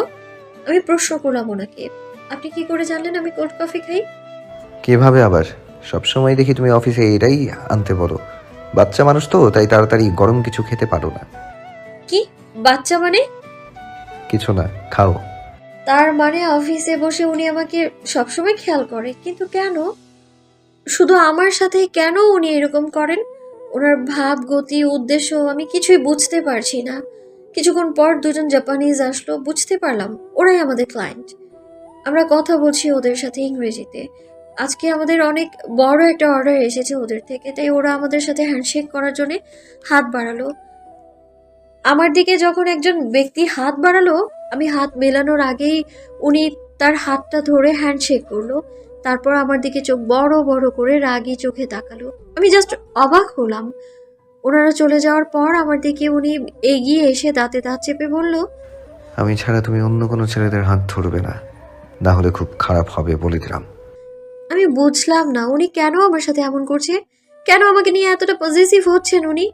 আর নিজে যেটা করলো, আজ তার জন্য একটাবার সরি পর্যন্ত বললো না, উল্টো আমাকে এসে শাসাচ্ছে। How strange. তারপর সেখান থেকে বেরিয়ে গাড়িতে উঠলাম। গাড়ি চালিয়ে উনি একটা পার্কের সামনে গিয়ে থামলো। গাড়ি থেকে নেমে সোজা পার্কের ভেতর ঢুকে গেল। আমি আর না দাঁড়িয়ে ওনার পেছন পেছন চলে আসলাম। তারপর উনি একটা ফাঁকা জায়গা দেখে একটা বেঞ্চে গিয়ে বসে পড়লো। আমাকে একবার বসতেও বললো না। উনি বসে স্যুটটা খুলে আমার দিকে ধরিয়ে দিলেন অন্যদিকে তাকিয়ে। আমিও চাকরিনের মতো সেটা ধরলাম। খেয়াল করলাম উনি একটা ফ্যামিলির দিকে তাকিয়ে আছেন এক দৃষ্টিতে। সেখানে বাবা, মা, বাচ্চা ছেলেটাকে নিয়ে খেলছে। আর আমি আমার মতো করে চারপাশটা ঘুরে প্রাকৃতিক সৌন্দর্য উপভোগ করছিলাম। মনটা এখন একটু হালকা লাগছে। কিছুক্ষণ পর পেছনে তাকিয়ে দেখলাম উনি নেই। আরে, কোথায় গেল? চারপাশে তাকিয়ে খুঁজলাম, কোথাও দেখলাম না। আবার আমাকে রেখে চলে গেল না তো? আমি তখন তাড়াতাড়ি বেরিয়ে গেলাম। বাইরে গিয়ে যেটা দেখলাম সেটা দেখে আমার রাগ হচ্ছে নাকি হাসি পাচ্ছে বুঝতেই পারছি না। উনি গাড়ির সাথে হেলান দিয়ে ললিপপ খাচ্ছে। আমি ওনার সামনে গেলাম। উনি আমাকে দেখে ললিপপ যে হাতে সেই হাত আমার দিকে বাড়িয়ে দিল। ছি, ইয়াক! উনি ললিপপটা চেটে এখন আমাকে দিচ্ছে, কি জঘন্য লোক একটা। আপনি ভাবলেন কি করে আপনার খাওয়া ললিপপ আমি খাবো? হোয়াট? আমি আমার স্যুটটা চাচ্ছি, ললিপপ দিচ্ছি না। আমার স্যুটটা তোমার কাছে। উফস, তাই তো। আর আমি কি ভাবলাম, ছি, কি লজ্জার বিষয়। এই নিন। যাক, তাও ভালো রাস্তার মাঝে আর পরিয়ে দিতে বলেনি, এটুকু কমন সেন্স আছে। তারপর আমরা গাড়িতে উঠলাম। উনি আমার দিকে একটা কিটক্যাট এগিয়ে দিলেন। বাহ, এটা যে আমার ফেভারিট এটাও জেনে গেছেন। ভালো ভালো। আমি কিটক্যাটটা আর না নিয়ে পারলাম না। সেটা দেখে উনি মুচকি হাসলেন। এতক্ষণ পর মহারানীর মুড ঠিক হলো। অলরেডি অফিস টাইম শেষ। আমাকে সামনে নামিয়ে দিন, আমি চলে যাব। আমি কি তোমাকে একবারও নেমে যেতে বলেছি? আমি একাই যেতে পারবো, গাড়ি থামান। কি হলো, গাড়ি থামান না কেন? চিৎকার করে বললাম। উনি হঠাৎ করেই এমনভাবে গাড়ি থামালো, আমরা সিটে বসে অনেক জোরে ঝাঁকি খেলাম। বুঝতে পারলাম সেই রকম ভাবে রেগে গেছেন। আমার দিকে কিরকম রাক্ষসের মতো তাকিয়ে আছে। আমি তো ভয়ে পুরো ঠান্ডা।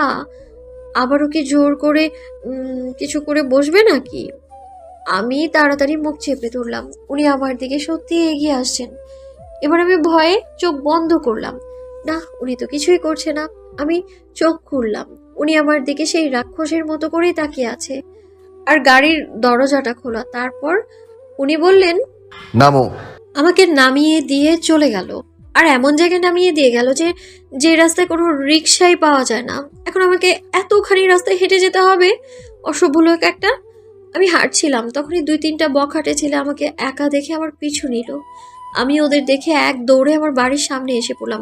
এত জোরে দৌড় দিয়েছি মনে হচ্ছে এখানেই শুয়ে পড়ি আমি। অবশ্য একটা উপকার তো হয়েছে, তাড়াতাড়ি পৌঁছতে পারলাম, না হলে কচ্ছপের মতো হাঁটতে হাঁটতে আসতাম, কত দেরি হতো কে জানে। হাঁপাতে হাঁপাতে ঘরে ঢুকলাম। মা আমার এরকম অবস্থা দেখে দৌড়ে আসলো। কি রে, তোর এই অবস্থা কেন? কি হয়েছে তোর? এভাবে হাঁপাচ্ছিস কেন? উফ মা, তোমার প্রশ্নের কারণে তো আমি আরো হাঁপিয়ে যাচ্ছি। একটু আগে দম তো নিতে দাও, তারপর বলছি। হ্যাঁ, তুই বস, আমি পানি নিয়ে আসি। নে ধর। দাও। তারপর পানিটুকু খেয়ে একটু স্থির হয়ে বসলাম। এদিকে মা প্রশ্ন করেই যাচ্ছে। মাকে আমি থামিয়ে বললাম, বলছি মা, বলছি আগে ফ্রেশ হয়ে আসি, তারপর খেতে বসে বলবো। আচ্ছা যা। ফ্রেশ হয়ে কিছুক্ষণ পর মা খেতে ডাক দিল। তারপর খেতে বসে রাস্তার বখাটে ছেলেগুলোর কথা বললাম। মা তো শুনে বলল, এখন থেকে আমি ফেরার পথে এগিয়ে নিয়ে আসবো। মা আজকে তো কোনো গাড়ি পাইনি তাই। তারপর মাকে অনেক কষ্টে বুঝিয়ে শুনিয়ে রুমে চলে আসলাম। এরপর ঘুমানোর জন্য যথেষ্ট চেষ্টা করছি, কিন্তু আজ সকালের কথা ভুলতেই পারছি না, মনে পড়ছে বারবার। রাত 10:45 আমার ফোনে মেসেজ টোন বাজলো। মেসেজটা আগের সেই নাম্বার থেকেই এসেছে। Are you ready for romantic অত্যাচার? আমি রিপ্লাই করলাম, কে আপনি? No SMS। আমি ভাবতে ভাবতে ঘুমিয়ে পড়লাম। তারপর সকালে অফিসে গিয়ে দেখলাম সবাই মিষ্টি খাচ্ছে। কারণ জানতে চাইলাম, সবাই বললো আজকে স্যারের বার্থডে, তাই সবাইকে মিষ্টি খাওয়াচ্ছে। আমি ওনার চেম্বারে যাব কালকের ফাইলটা দেওয়ার জন্য। তখন ম্যানেজার বলল, মাহি, স্যার আজকে অফিসে আসবে না, আপনাকে ফাইলটা নিয়ে ওনার বাসায় যেতে বলছে। ও আচ্ছা, এখন ওনার বাসায় যেতে হবে আবার? কিন্তু আমি তো ওনার... চিন্তা করো না মাহি, স্যার অলরেডি তোমার জন্য গাড়ি পাঠিয়ে দিয়েছে। ও মা, তাই নাকি? ঠিক আছে, কিন্তু আমি তো এখানেও বেশ কিছু কাজ আছে আমার। আপনি স্যারকে বলে দিন আমি অফিস আওয়ার শেষ করে তারপর দিতে যাব। ওকে। চেম্বারে এসে কাজ শুরু করলাম। হঠাৎ করে মনে হলো স্যার ওনার চেম্বারে বসে আমার দিকেই তাকিয়ে আছে। তাকালাম আমি, কিন্তু কই, স্যার তো নেই। তাহলে আমার এরকম কেন মনে হলো? আমি কি স্যারকে মিস করছি? কি সব ভাবছি আমি। নিজের কাজে মন দিলাম। কাজ শেষ করে ওনার বাসায় যাওয়ার জন্য গাড়িতে উঠলাম। ওখানে পৌঁছাতে পৌঁছাতে প্রায় সন্ধ্যা হয়ে গেল। এই প্রথম আমি এত বড় বাড়ি দেখলাম। বিশাল জায়গা নিয়ে ওনার বাড়ি, আর বাড়ির সামনে অনেক বড় বাগান, আর তার উল্টো পাশে অনেক বড় একটা পুল। কিন্তু পুল সাইডে এত লোকজন কেন? তার মানে উনি বাসায় বার্থডে পার্টি অ্যারেঞ্জ করছেন। হায় হায়, আর আমাকে আজকেই আসতে হলো। হঠাৎ একটা লোক এসে বলল, ম্যাডাম, আপনি কি মিস মাহি? জি। স্যার ওইদিকে আছে, আমার সাথে আসুন। আমাকে পুল সাইডে নিয়ে যাওয়া হলো। সেখানে উনি ওনার ফ্রেন্ডসদের সাথে ড্রিঙ্কস হাতে নিয়ে বসে গল্প করছিলেন। দেখলাম ওনার বন্ধুরা ওনাকে বলছে, আশিফ, তোমাকে কিন্তু এখন আমাদের সাথে এই চ্যাম্পিয়নের পার্টিতে পার্টিসিপেট করতেই হবে। আরে এগুলো তো তোমাদের জন্যই, তোমরা আজকে যত পারো খাও। না না, সেটা কি করে হয়?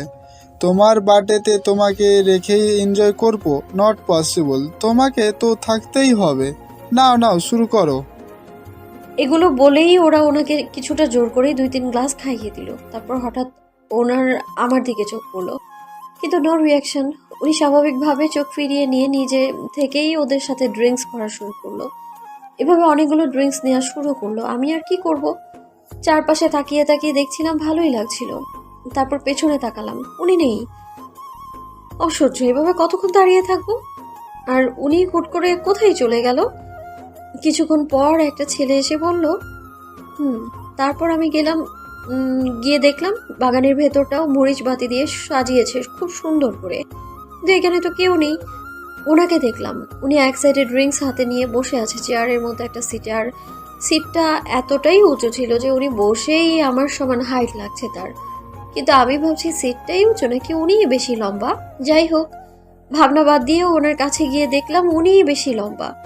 সো উনি আমার দিকে তাকালেন। আমি বললাম, এই যে ফাইলটা। কিন্তু উনি শুধু আমার দিকে তাকিয়ে আছে, কিছু বলছে না। আজ প্রথম আমি ওনার চোখের দিকে তাকালাম। সত্যি মনে হচ্ছে ওনার চোখে অনেক প্রেম। আমি ওনার চোখের অনেক গভীরে হারিয়ে যাচ্ছি। হঠাৎ এক ঝটকায় আমাকে ওনার কাছে টেনে আমার কোমর জড়িয়ে ধরলেন বসে থাকা অবস্থাতেই। তখন আমার ঘোর ভাঙলো। কি করছেন কি আপনি? ছাড়ুন আমায় প্লিজ, আমায় ছাড়ুন। স্যার নয়, আশফি, আশফি বলে ডাকো। ওনার মুখ দিয়ে মদের গন্ধ আসছে, আমার আর সহ্য হচ্ছে না। প্লিজ ছাড়ুন আমায়, নইলে কিন্তু আমি চিল্লাবো। কথাটা বলার সাথে সাথে উনি আমায় আর শক্ত করে ধরলেন। কি চিল্লাবে?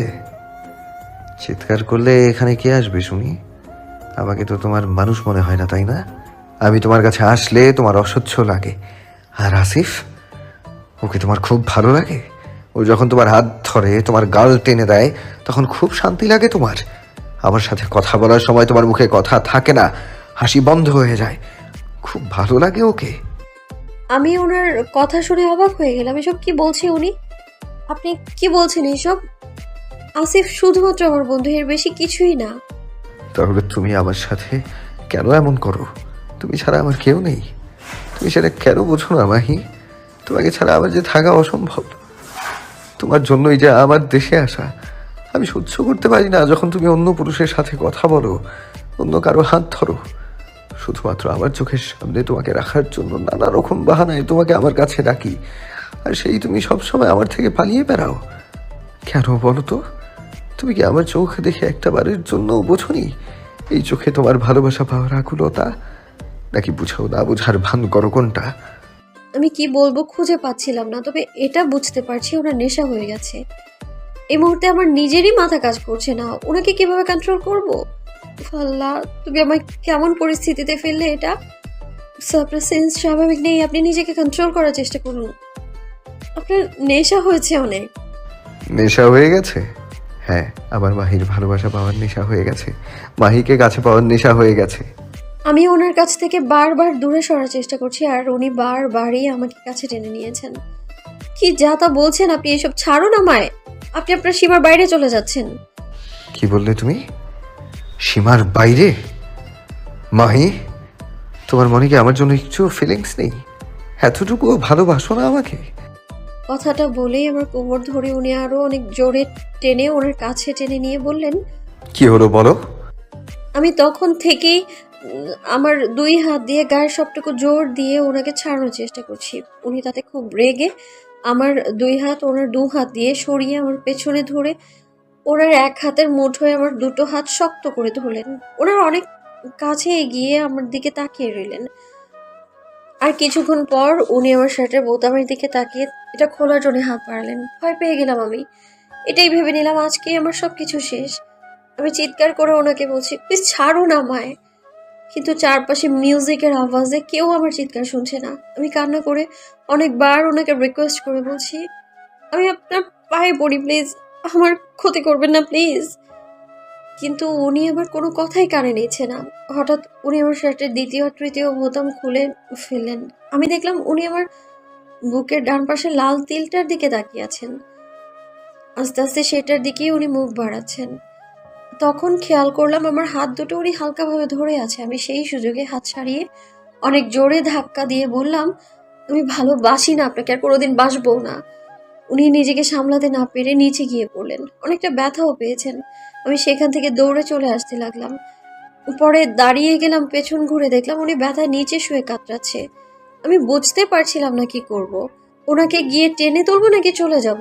তখন ওনার প্রতি আমার আলাদা একটা মায়া কাজ করলো। আমি ওনার কাছে গিয়ে টেনে তুলতে চাইলাম, কিন্তু উনি তখন আমায় ধাক্কা দিয়ে উঠে পুল সাইডে চলে গেলেন। কিছুক্ষণ পর আমি গেলাম সেখানে। আরে আশফি, এতক্ষণ কোথায় ছিলে? আমরা তোমার গান শোনার অপেক্ষায় আছি। তোমার জন্মদিনে তোমার গান না শুনলে কেমন হয় বলো? আশফি হঠাৎ আমার দিকে চোখ পড়লো। তারপর উনি একজনকে ডেকে গিটার নিয়ে আসতে বললো। অদ্ভুত মানুষ উনি, এই সেন্সে উনি গান গাইবে? তারপর উনি গিটার নিয়ে পুলের পাশে চেয়ারে গিয়ে বসলেন। গানটা তোমাকে ডেডিকেট করলাম। গানটা গাওয়ার সময় ওনার চোখ দিয়ে পানি পড়ছিল। গান গাওয়া শেষে উনি উঠে চলে গেল বাসার ভেতর। আমিও যখন ফিরে আসবো তখন হাতে ফাইলটা দেখে মনে হলো ফাইলটা খুব ইম্পর্টেন্ট, ওনাকে দিয়ে আসা উচিত। এদিকে নিজে যাওয়ার সাহস পাচ্ছিলাম না, আবার অন্য কারো হাতে দিয়ে যে পাঠাবো সেটাও ঠিক হবে না, কারণ ফাইলটাতে কোম্পানির কিছু সিক্রেট ইনফরমেশন আছে। তাই নিজেই যাওয়ার সিদ্ধান্ত নিলাম। ওনার ড্রয়িং রুমে দরজার কাছে গিয়ে দাঁড়ালাম। দেখলাম উনি দেয়ালে টাঙানো একটা ছবির সামনে দাঁড়িয়ে আছে আর চোখ দিয়ে অঝরে পানি পড়ছে তার। ছবিটা দেখে মনে হলো ওনার বাবা মা হবে হয়তো। উনি কিভাবে যেন বুঝতে পারলো আমি দাঁড়িয়ে আছি। ছবিটার দিকে তাকিয়ে বলল, অজস্র পরিমাণ ড্রিঙ্কস করলেও আমার সেন্স একেবারে অস্বাভাবিক হয় না। আমি শুনে কিছু না বলে সোফার উপর ফাইলটা রেখে বেরিয়ে আসলাম। তখন ড্রাইভার এসে বলল, ম্যাডাম, স্যার আমাকে আপনাকে পৌঁছে দেওয়ার কথা বলেছে। এত কিছুর ভেতরে উনি এই খেয়ালটা রেখেছে। আমি বাসায় চলে আসলাম। মাকে কিছু বলতে পারলাম না। কি রে, আমি চিন্তা করে মরে যাচ্ছি, এত দেরি করলি কেন? অফিসে কাজ ছিল অনেক, তাই দেরি হলো। মা, আমি রুমে গেলাম, ভালো লাগছে না। মাহি, তুই ঠিক আছিস? কিছু হয়েছে? না মা, আমি ঠিক আছি, জাস্ট একটু টায়ার্ড লাগছে। তারপর আমি ঘরে চলে আসলাম, কোনো রকম ফ্রেশ হয়ে শুয়ে পড়লাম। মা অনেকবার খেতে ডেকেছিল, আমি গেলাম না। মাথায় অনেক চিন্তা ঘুরপাক খাচ্ছে আর বারবার কানে ওনার সাথে কথাগুলো বাজছে। একটা কথাই বেশি ভাবছি আমি, উনি এটা কেন বললো আমার জন্য দেশে আসা? উনি কি আমাকে আগে থেকেই চিনতেন? কিন্তু কিভাবে? উনি তো থাকেন জাপান, উনি বড় হয়েছেন ওখানে, তাহলে আমাকে কি করে আগে থেকে চিনবে? উনি কি নেশার ঘুরেই বললো? তা কি করে হয়? উনি তো নিজেই বললো ড্রিঙ্ক করলে ওনার সেন্স ঠিক থাকে। নাকি এটা উনি নেশার ঘুরেই বললেন? ধর, আর ভাবতেই পারছি না, সবকিছু কেমন এলোমেলো হয়ে যাচ্ছে। ঘুমোতে চাইলাম কিন্তু কোনোভাবেই ঘুম আসছে না। সকাল হয়ে গেল, আজ রাতে ঘুমটা ভালো হয়নি। উঠে ফ্রেশ হয়ে বিছানায় বসে ভাবছি, হঠাৎ মা এসে বলল, তুই এখনো বসে আছিস রেডি না হয়ে? অফিসের সময় পার হয়ে যাচ্ছে তো, অফিস যাবি না? না, যাব না। কেন, কি হয়েছে? ছুটি নিয়েছিস? শরীর ঠিক আছে তো? না মা, এমনি ভালো লাগছে না। তুমি এত টেনশন নিও না তো, আমি একদম ঠিক আছি। মায়ের সাথে কথা বলতে বলতে হঠাৎ নিচে গাড়ি থামার শব্দ পেলাম। জানাল দিয়ে দেখলাম স্যারের গাড়ি। সর্বনাশ, উনি কি এখানে চলে আসলো? আমি এক দৌড়ে নিচে চলে আসলাম। তারপর দেখলাম ড্রাইভার নামলো। ম্যাডাম, স্যার আপনাকে নিয়ে যেতে বলেছেন। তোমার স্যারকে বলো আমি যাব না। ড্রাইভার স্যারকে ফোন দিয়ে বলল, কি রে, কে এসেছে আর তোর ফোন বাজছে? ধর। স্যার ফোন করেছে, আমি রিসিভ করলাম। 10 মিনিটের ভেতর অফিসে দেখতে চাই, খুবই আর্জেন্ট। আর যদি না আসো তাহলে আমি চলে আসব। আর আমি আসলে কি হতে পারে সেটা এখন একটু হলেও আইডিয়া করতে পেরেছো? ফোনটা কেটে দিল।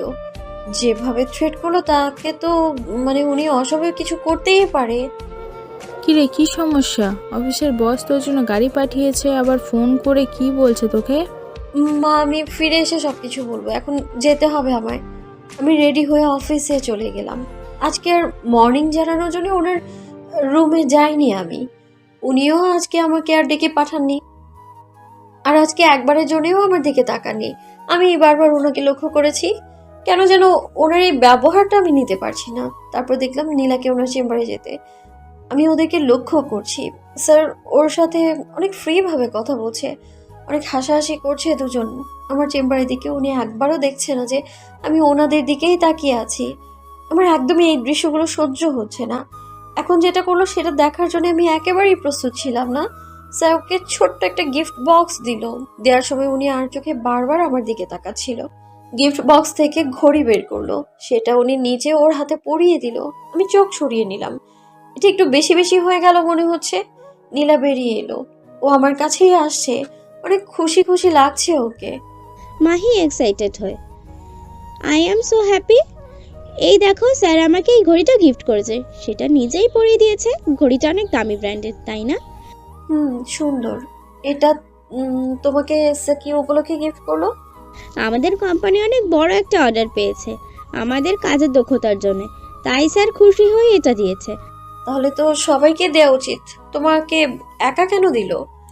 তা তো জানি না, মেবি স্যার আমার উপর ইমপ্রেসড হয়েছে। খুশিতে নাচতে নাচতে চলে গেল। একদিনে ইমপ্রেসড হয়ে গেছে, ঢং। যা খুশি করুক, আমার কি। কিন্তু আমি আর এখানে কাজ করব না, আজকে ছেড়ে দিব।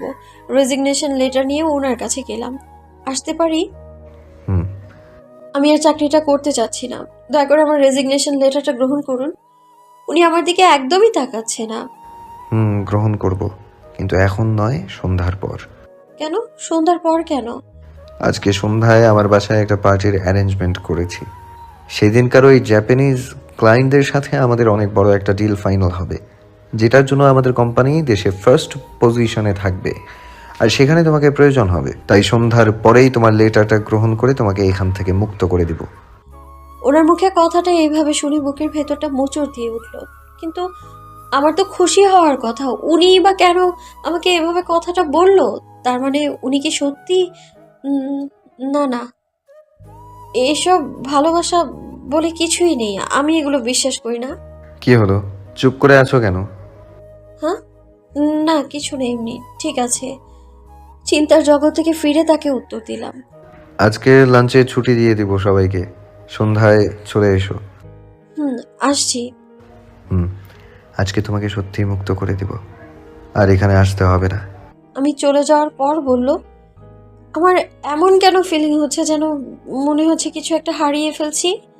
যেমনই লাগুক, আমাকে আমার সিদ্ধান্তে অটল থাকতে হবে, দুর্বল হলে চলবে না আমার।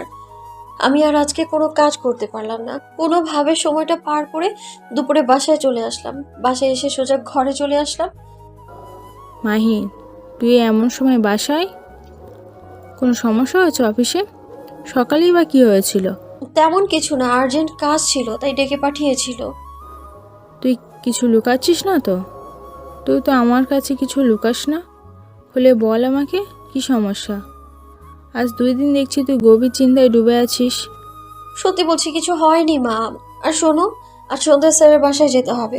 জাপান থেকে কিছু ক্লায়েন্ট আসবে, অনেক বড় একটা ডিল ফাইনাল করার জন্যে। সে উপলক্ষে একটা পার্টি থ্রো করেছে উনি, সেখানে থাকতে হবে আমায়। আর তাই বলছি ফিরতে একটু লেট হবে, তুমি টেনশন করো না। জাপান? এই জাপানেই আমার জীবনের সব থেকে সুখের স্মৃতি আর সব থেকে ভীতিকর স্মৃতি রয়েছে। কি বললে তুমি? কিছু না, তুই যা গোসল করে খেতে আয়। দাঁড়াও মা, তুমি কিছু একটা লুকাচ্ছ। সত্যি করে বলো তো মা, কি বললে তুমি? কি হলো বলো। বলছি, আমার আর তোর বাবার বিয়ের পর তোর বাবা আমাকে দেশে রেখে জাপান চলে যায় বিজনেসের ভিসায়। কিন্তু আমি একা থাকবো বলে একটা বেবি দিতে চেয়েছিল। তোর বাবা ভেবেছিল ওখানে যাওয়ার পর সুখবরটা শুনবে, কিন্তু তিনি নিরাশ হয়েছিল, কারণ কনসেপ্ট করতে পারিনি আমি। ওই দিকে ওখানে যাওয়ার পর অবস্থা খুব খারাপ হয়ে গেছিল ওর। কোনো কিছু করতে পারছিল না, কোনো কাজও খুঁজে পাচ্ছিল না। তখন একজন প্রবাসীর সাথে দেখা হয় ওর, তাকে সব কিছু খুলে বলে। একটা সময় তার সাথে খুব ভালো সম্পর্ক হয়ে যায় তোর বাবার। উনি একটা ছোটোখাটো কাজের ব্যবস্থা করে দেন ওকে। ওনার নাম ছিল আশরাফ চৌধুরী। আশরাফ ভাইয়ের কথা আমি আজও ভুলতে পারবো না, সারা জীবন ঋণী হয়ে থাকবো ওনার কাছে। তারপর তোর বাবার আস্তে আস্তে কিছু পুঁজি বৃদ্ধি হয়।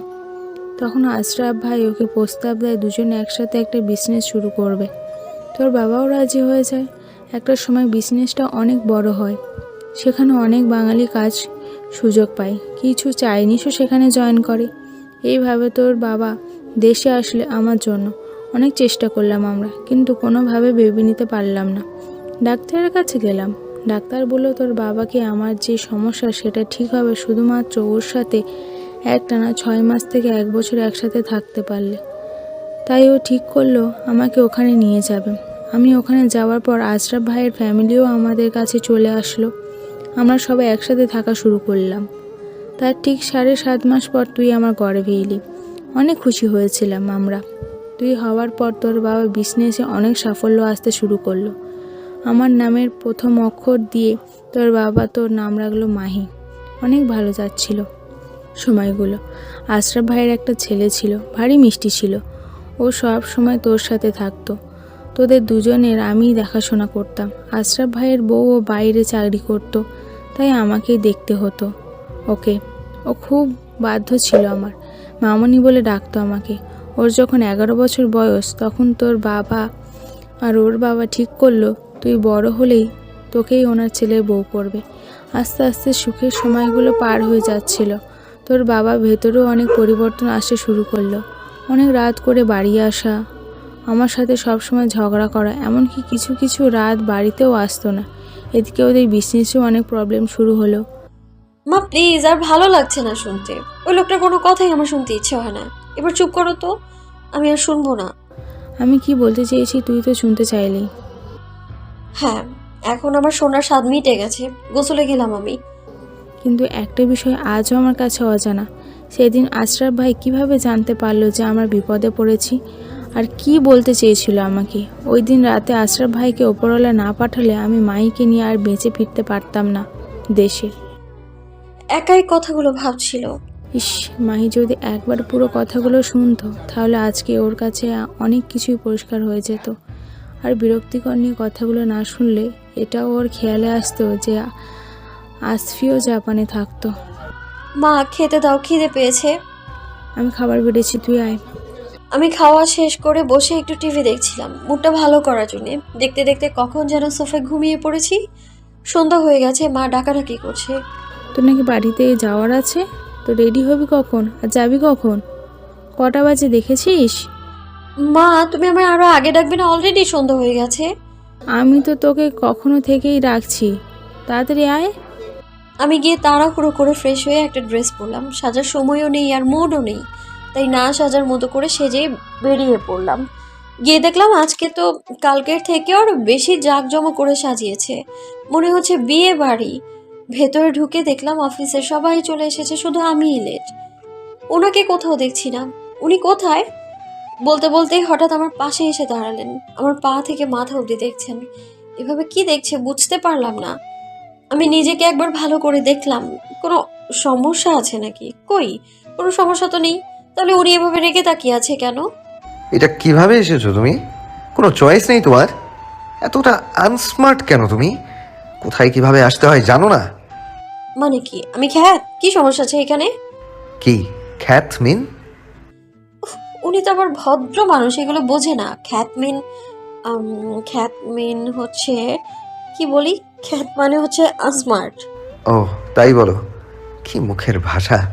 যাই হোক, এখানে দাঁড়াও, আমি আসছি। নিজে যেন প্রাইম মিনিস্টার। কিছুক্ষণ পর দুজন মহিলা আসলো।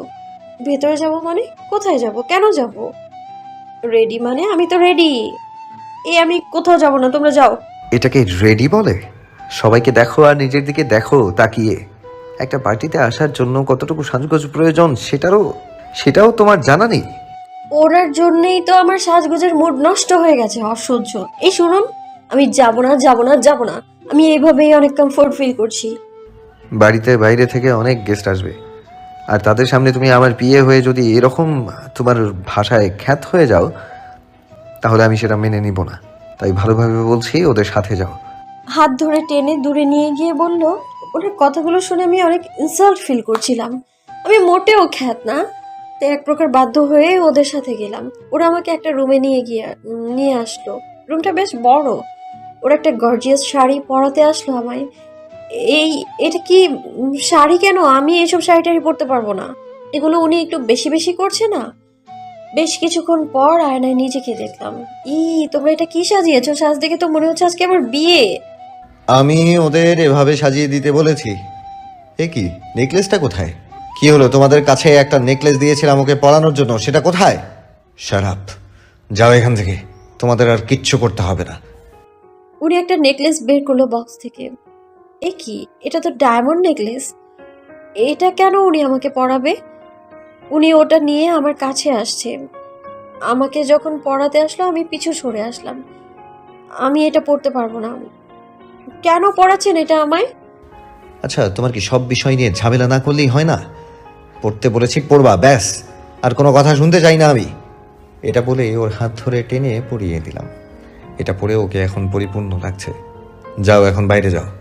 এটা কি খুব দরকার ছিল? আজব মানুষ একটা। আমি বাইরে আসলাম, সবাই ডান্স করছে, আমি ওদের নাচ দেখছি দাঁড়িয়ে। মুড ঠিক থাকলে এতক্ষণ আমিও গিয়ে নাচা শুরু করে দিতাম। উনি আমার পাশে এসে দাঁড়ালো। কি, নাচতে ইচ্ছে করছে? না, আমি চলে আসলাম ওনার কাছ থেকে। উনি সামনে চলে গেল। আরে মাহি, তোমাকে তো অসাধারণ লাগছে। মনে হচ্ছে আজকেই বিয়ে করে ফেলি। চুপ করো তো, কি বলছো এসব? সত্যি বলছি। আচ্ছা, কমপক্ষে একটা সেলফি তো নিতে দাও। আমি হঠাৎ সামনে খেয়াল করলাম উনি আমার দিকে রেগে তাকিয়ে আছে, আর আসিফের দিকে যেভাবে তাকাচ্ছে তাতে তো মনে হচ্ছে বেচারাকে আজকেই গোরস্থানে পাঠাবে। আমি ভয়ে আসিফকে বললাম, না থাক, কোনো প্রয়োজন নেই, ওইদিকে চলো, সবার সাথে গিয়ে কথা বলি। আমি সবার সাথে কথা বলছি, হাসাহাসি করছি। আসিফ আমার পাশেই দাঁড়িয়েছিল। ওনার দিকে চোখ পড়লো, উনি এইদিকেই আসছে। ভয়ে আমার কলিজার পানি শুকিয়ে যাচ্ছে। এসে সবার সাথে একটু কুশল বিনিময় করলো সে। মাহি, আমার সাথে এসো। আমি গেলাম। অনেক হাসাহাসি করেছেন, এবার চলেন আমার সাথে, ওরা চলে এসেছে। তারপর আমরা ওদের সাথে কথা বললাম, তারপর ডিলটাও কমপ্লিট করলাম। আমি ওদের সাথে কথা বলছি, উনি চলে গেলেন। অ্যাটেনশন গাইজ, আমার এই পার্টিতে আসার জন্য সবাইকে মেনি মেনি থ্যাঙ্কস। আজকের এই পার্টিটা দুটো অনারে দেয়া। একটা তো আপনারা আগে থেকেই জানেন, আর আরেকটা কারণ আছে, সেটা হলো আজকে আমি আপনাদের সকলের সাথে আমার লাইফ পার্টনারের পরিচয় করিয়ে দেব। ইনফ্যাক্ট তার সাথে আজকে আমার এঙ্গেজমেন্ট। ও, লাইফ পার্টনারও খোঁজা হয়ে গেছে, আর আমার সাথে কি নাটকটাই না করলো। উনি আমার দিকে তাকিয়ে আছেন কেন? নিশ্চয়ই চমকে গেছো, আরও চমকাবে, ধৈর্য ধরো। ছেলে মানুষ জাতটাই খারাপ। কি ব্যাপার, উনি আমার দিকে এগিয়ে আসছে কেন? আজ থেকে সবাই জানবে মাহি শুধু আশফির। আমি ওর কাছে এসে হাত ধরে সবার সামনে নিয়ে এলাম। ও আমার দিকে অবাক চোখে তাকিয়ে আছে। ওকে নিয়ে সবার সামনে দাঁড়ালাম। আমি স্বপ্নেও ভাবিনি উনি আমার সাথে এটা করবেন। এর জন্যেই উনি আমাকে বলেছিল আমাকে আর অফিসে আসতে হবে না। উনি ওনার সবটুকু লিমিট ক্রস করেছে, আমাকে না জানিয়ে এত কিছু করে ফেলেছে। এর ফল কি মারাত্মক হবে সেটা ওনাকে আমি এখন বোঝাবো। মাহি, হাতটা দাও। কি হলো, হাতটা দাও। মাহি, সবাই তাকিয়ে আছে, হাতটা দাও বলছি। উনি নিজেই আমার হাতটা নিয়ে পরিয়ে দিতে চাইলো, আমি হাতটা সরিয়ে নিলাম। যথেষ্ট হয়েছে, আপনি একদম আপনার সীমার বাইরে চলে এসেছেন। কি ভেবেছেন? হ্যাঁ, কি ভেবেছেন আপনি? আপনার সব কিছু আমি মুখ বুজে সহ্য করব? আপনি কিভাবে ভাবলেন আপনাকে আমি বিয়ে করব? সবসময় সবকিছু মেনে নিয়েছি বলে এটা ধরে নিলেন যে আমি আপনার প্রতি উইক হয়ে পড়েছি? কি দারুণ আপনার ভাবনা, বাহ। মাহি, তুমি কিন্তু আমাকে সবার সামনে অপমান করছো, সবাই দেখছে। থামুন আপনি, আপনার কোনো অপমান বোধ আছে নাকি? থাকলে আজকে এটা করার সাহস পেতেন না? এটা করার আগে অন্তত দুবার ভাবতেন। আপনাদের এই 2 দিনের প্রেম ভালোবাসা নেওয়ার জন্যই আমাদের জন্ম, তাই না? যেদিন ফুল থেকে মধু নেওয়া হয়ে যাবে সেদিন আবার ছড়ে ফেলে দিবেন, তারপর আবার হয়তো নতুন ফুল গ্রহণ করবেন। এটাই তো আপনাদের রীতি। একটা কথা ভালো করে জেনে নিন, আমি আপনাদের ছেলেদেরকে না এই মিথ্যে বিয়ে প্রেম ভালোবাসার নাটকে কখনোই ভুলবো না। কথাগুলো বলে ওনার বাসা থেকে বেরিয়ে আসলাম। কি বলে গেল এই মেয়েটা? আসিফের মতো ছেলেকে পাওয়ার জন্য সব মেয়েরা পাগল, আর এ কি সব বলে গেল? আসিফ চুপ করে দাঁড়িয়ে শুনলো। ও তো চুপচাপ অপমান সহ্য করার ছেলে না। আশফিক ঘরে গিয়ে দরজাটা আটকে দিল। বাইরে থেকে শুধু ভাঙচুরের শব্দই আসছিল। অনেক আগেই ওনার জায়গাটা বোঝানো উচিত ছিল আমার। বাসায় চলে আসলাম। মা আমাকে এই পোশাকে দেখে অনেক প্রশ্ন শুরু করলো। আমি আর মায়ের থেকে কোনো কিছু গোপন রাখতে চাই না, তাই মাকে আজকের সব ঘটনা খুলে বললাম। ছেলেটা তোকে কিছু না বলে কাজটা ঠিক করেনি। তবে তুইও সবার সামনে এভাবে অপমান করে ঠিক করিসনি। কিন্তু আজ না হয় কাল তোকে তো বিয়ে করতে হবে। সারা জীবন তো আর এভাবে থাকা সম্ভব নয়, তাই না? না মা, কোনোদিনও এটা সম্ভব না। সম্পর্ক, বিয়ে, ভালোবাসা এগুলো আমি বিশ্বাস করি না। তাই বললে কি হয়? পৃথিবীটা তো এইগুলোর ওপরেই টিকে আছে। তাই যদি হয় তাহলে তোমার সাথে কেন এমন হলো? কেন তুমি সারা জীবন একা থেকে গেলে? ওই লোকটা তোমাকে ভালোবেসেছিল, তাহলে সে কেন তার স্ত্রী কন্যাকে ছেড়ে অন্য একটা মহিলার সাথে? মাহি, চুপ কর। মাফ করে দিও মা, কথাগুলো এভাবে বলতে চাইনি। ছোটবেলা থেকে তোমাকে এভাবে দেখে সবার মুখে ওই লোকটার কথা শুনে আমার পুরুষ জাতির উপর থেকে ঘৃণা উঠে গেছে। এমন কোনো রাত যায়নি তুমি কাঁদনি। সমাজের মানুষ তোমাকে নানা রকম কথা বলেছে। এরপর আমার আর এদের উপর কোনো বিশ্বাস নেই। আমি ঘরে চলে আসলাম। অনেকক্ষণ পর ঘর থেকে বেরিয়ে মায়ের ঘরে গেলাম। আজকে রাতে মায়ের কাছেই ঘুমাবো। মায়ের কোলে মাথা রাখলাম। আজকে অনেক কান্না করতে ইচ্ছে করছে আমার। মাহি, আমি জানি তোর কতটা খারাপ লাগছে। নিজেকে শান্ত কর। আয়, তোকে ঘুম পাড়িয়ে দিই। পরের দিন দুপুরে। মাহি, আমার ওষুধগুলো ফুরিয়ে গেছে। সামনে মোড়ের দোকান থেকে একটু এনে দে মা। ওষুধ ফুরিয়ে গেছে সেটা আগে বলবে তো। যাচ্ছি।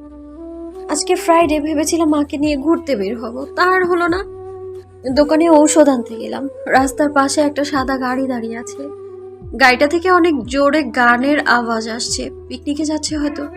ওষুধ কিনে যখন ফিরছিলাম তখন গাড়ির ভেতর দুই একটা ছেলে আমাকে দেখে কি যেন বলা বলি করছিল। আমি গাড়িটাকে ক্রস করে তাড়াতাড়ি হাঁটা শুরু করলাম। হঠাৎ তিনটা ছেলে গাড়ি থেকে নেমে রাস্তার মাঝেই সবার সামনে আমায় জোর করে গাড়িতে তুলে নিয়ে গেল। একটা বাসার সামনে থেমে ছোট্ট একটা ঘরে নিয়ে গেল। আমার মুখটা বেঁধে দিয়েছিল। অনেক অনেক ছাটাছাটি করছি আর মনে মনে আল্লাহকে ডাকছি এত বড় সর্বনাশ যেন না হয় আমার। রুমে নিয়ে আমায় তালা দিয়ে আটকে রেখে গেল। পালানোর চেষ্টা করলাম, পারলাম না। রাত হয়ে গেল, ফ্লোরে বসে কাঁদছি আমি। ঘরটা খুব অন্ধকার হয়ে আছে। হঠাৎ দরজাটা কেউ খুললো। ভয়ে আমার হাত পা অবশ হয়ে আসছিল। আমি উঠে দাঁড়ালাম। অন্ধকারে মুখটাও দেখতে পাচ্ছিলাম না। আমি দৌড়ে পালাতে গেলাম। আমাকে ধরে গা থেকে ওড়নাটা ফেলে দিল। তারপর দেয়ালের সাথে মিশিয়ে দুহাত চেপে ধরে আমাকে ঠোঁটে স্পর্শ পেলাম। অনেকক্ষণ ধরে এভাবে আটকে রেখেছিল আমায়। আমার চোখ দিয়ে শুধু পানি পড়ছিল, কিছু বলতেও পারছিলাম না। সে আমার মুখে ঘাড়ে এভাবেই স্পর্শ করে যাচ্ছিল। তারপর সে নিজেই আমায় ছেড়ে দিয়ে সামনে দাঁড়ালো। সে হাঁপাচ্ছিল, আমি তার নিঃশ্বাসের শব্দ পাচ্ছিলাম। আমি আবারও পালানোর চেষ্টা করলাম। সে আমার হাত ধরে ধাক্কা দিয়ে বিছানায় ফেলে দিল। তারপর সে দরজা বন্ধ করে বেরিয়ে গেল। আমি চিৎকার করে কান্না শুরু করলাম। অনেক রাত হয়ে আসছিল, তার উপর ঘরটাও অন্ধকার। একা একা বসে আছি, খুব ভয় লাগছিল। হঠাৎ রুমের বাইরে থেকে কেউ বলল, ভয় পাবেন না, আমি পাশেই আছি। কথাটা শুনে অবাক হব নাকি ভয় পাবো বুঝতে পারছি না। কণ্ঠ শুনে মনে হলো মুখে কিছু চেপে ধরে কথা বলল। আমি কাঁদতে কাঁদতে কখন যেন ঘুমিয়ে পড়লাম। মুখে আলো পড়ে ঘুমটা ভেঙে গেল। দেখলাম দরজা খোলা, সকালের রোদ চোখে এসে পড়েছে। আমি কিছু না ভেবে দৌড়ে বেরিয়ে আসলাম। আশেপাশেও কেউ ছিল না। বাসায় এসে পৌঁছালাম, দেখলাম মা সোফায় বসে কাঁদছে। আমাকে দেখে দৌড়ে এসে জড়িয়ে ধরে আদর করা শুরু করলো। আমিও কাঁদছিলাম। মাকে সব বললাম। মা কেঁদেই যাচ্ছে। এলাকার সবাই জেনে গেছে এই ঘটনাটা। নানা রকম কথা বলছে, আমাকে দেখতে আসছে। সবার কথা একটাই, আমাকে ধরে নিয়ে গিয়ে ধর্ষণ করা হয়েছে। আমি শুধু ঘরের দরজা আটকে কান্না করছি। মা আমাকে শান্ত করার চেষ্টা করছে, আর আমি ভাবছি এরকমটা কেন করলো আমার সাথে, সে কে ছিল? জীবনটা এলোমেলো হয়ে গেল। নিজেকে বহু কষ্টে শান্ত করলাম। প্রিয় দর্শক বৃন্দ, ভিডিওটি দেখার জন্য অনেক অনেক ধন্যবাদ। আমাদের এই ভিডিওটিতে একটি লাইক দিলে আর আমাদের এই ছোট্ট চ্যানেলটিকে সাবস্ক্রাইব করে আমাদেরকে সাপোর্ট করলে আমরা নতুন নতুন ভিডিও আপলোড করার অনুপ্রেরণা পাবো। আমাদের চ্যানেলটি সাবস্ক্রাইব করে আমাদের সাথে জুড়ে থাকুন এবং এইরকমই ভিডিও দেখতে থাকুন। ধন্যবাদ।